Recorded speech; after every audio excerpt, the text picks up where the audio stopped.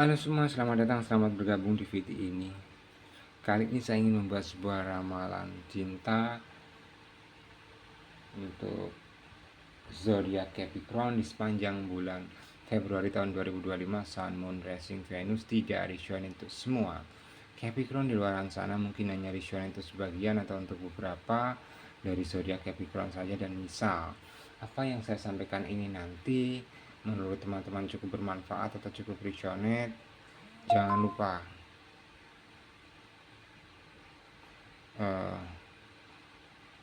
support dan dukungannya dengan cara subscribe, like, comment, dan share. Dan bagi teman-teman semua yang ingin personal reading dengan kami, teman-teman bisa hubungi nomor kami yang ada di bawah deskripsi video ini, karena kami mengadakan sebuah harga promo yang sangat-sangat menarik untuk teman-teman semua ya. Baik, kita coba lihat ya untuk asmara zodiak Capricorn di sepanjang bulan Februari tahun 2025 seperti apa ya perjalanan asmara untuk zodiak Capricorn.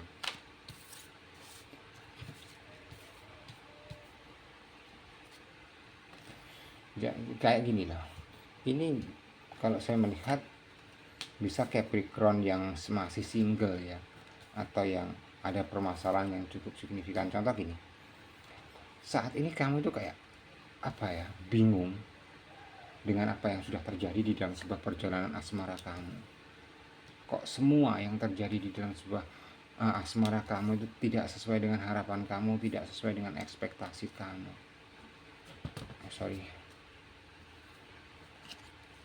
Kamu tuh bingung gitu loh. Ada seseorang yang lagi kamu pikirkan, cuma kamu itu bingung untuk apa ya, untuk mencari sebuah kepastian dengan seseorang itu. Di sisi lain bisa jadi kamu itu sudah disakiti seseorang itu, atau kamu itu sudah menyakiti seseorang itu, tapi kayak masih membekas banget di kamu untuk saat ini. Jadi fokus kamu itu kayak dari di seseorang yang sudah nggak sama kamu intinya. Jadi sulit ya, misal kalau ada seseorang yang baru ingin masuk, tapi kalau fokus kamu masih kepada seseorang yang kamu fokuskan saat ini, tuh kayak ya sulit seseorang itu akan masuk di dalam sebuah kehidupan asmara kamu. Sedangkan kalau yang tak lihat, sesuatu hubungan yang sudah kamu jalan dengan seseorang itu lagi nggak baik-baik saja, atau sudah nggak baik bahasa kasarnya. Bisa jadi kamu sudah meninggalkan dia atau melukai dia, atau sebaliknya dia sudah meninggalkan kamu dan melukai kamu. Tapi di sisi lain perasaan itu mungkin nggak bisa dibohongi ya. Perasaan kamu cenderung masih sangat besar, atau masih ada harapan besar untuk ada kejelasan lagi gitu loh dengan sebuah hubungan asmara yang sama orang itu atau sama dia. Tapi sebenarnya kamu kan nggak perlu menjelaskan sesuatu, atau nggak perlu penjelasan, semuanya sebenarnya udah jelas. Anggap saja simpel, seseorang yang sudah pergi atau yang sudah nggak sama kamu, yang jelas itu bukan yang terbaik untuk kamu.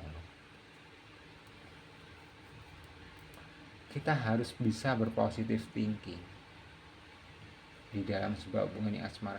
Kayak gini, semua ya, ini semua ya, nggak hanya asmara saja dalam sebuah kehidupan. Ya kita berekspektasi itu wajib, wajar, dan boleh-boleh saja. Tapi satu, jangan kita itu berekspektasi terlalu berlebihan. Semua itu harus terjadi seperti apa yang kita mau. Itu mustahil ya. Saya pastikan mustahil. Karena kadang kalanya yang banyak yang terjadi, apa yang terbaik menurut kita itu belum tentu baik menurut Tuhan. Jadi kalau di dalam sebuah hubungan asmara kita itu udah banyak kejanggalan, udah banyak perubahan, dan udah banyak keanehan lah ya, itu kan sebenarnya udah memunculkan tanda tanya besar. Ini hubungan mulai nggak sehat. Ini hubungan mulai kayak apa ya, ada permainan di dalamnya. Itu yang harus sebenarnya teman-teman sikapi atau antisipasi lah ya. Karena hati seseorang itu tadi bisa berubah-ubah, nggak serta-merta sesuai seperti yang kita mau, sesuai dengan yang kita inginkan. Ya syukur-syukur itu terjadi sesuai harapan kita, tapi kalau tidak terjadi seperti apa yang kita harapkan, setidaknya kita tidak terlalu hancur, kita tidak terlalu kecewa karena sudah ada antisipasi dalam diri kita. Apalagi saat ini misal Capricorn menjalin sebuah hubungan dengan seseorang yang LDR atau yang berjarak. Nah, mungkin bisa bisa berakibat yang seperti yang saya sampaikan ini gitu. Karena pada dasarnya di dalam sebuah hubungan asmara kalian itu udah ada kejanggalan, udah ada keanehan yang terjadi.